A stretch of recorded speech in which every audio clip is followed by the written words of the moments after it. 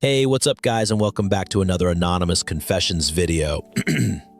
These stories are all real, sent in by you, and today's one is a little different. It's dark, unsettling, and honestly one of the creepiest confessions I've read so far. So let's dive right into it. Please keep me anonymous. I am a 29-year-old woman and I live alone in a small apartment.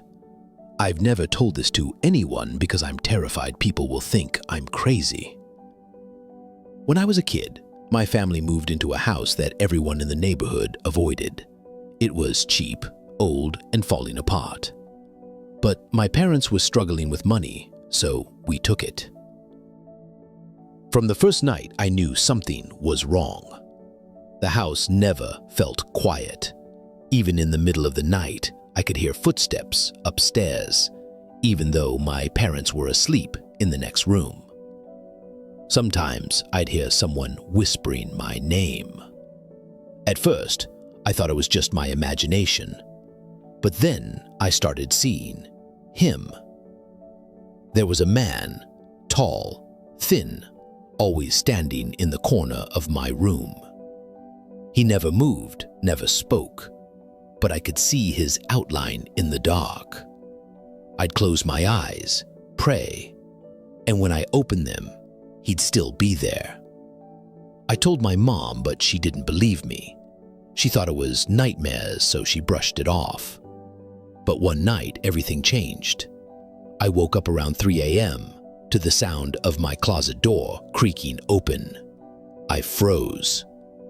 I could see the man's shadow standing right inside, his head tilted unnaturally to the side. He whispered something I couldn't understand, but the air went ice cold.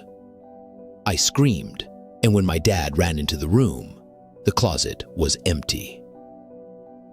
We moved out a year later.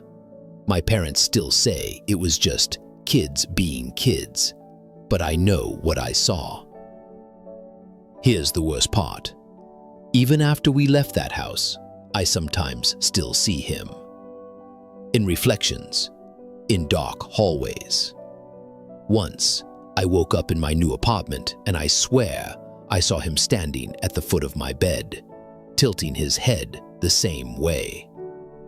I don't know if I'm haunted, or if he followed me, or if he was ever even human.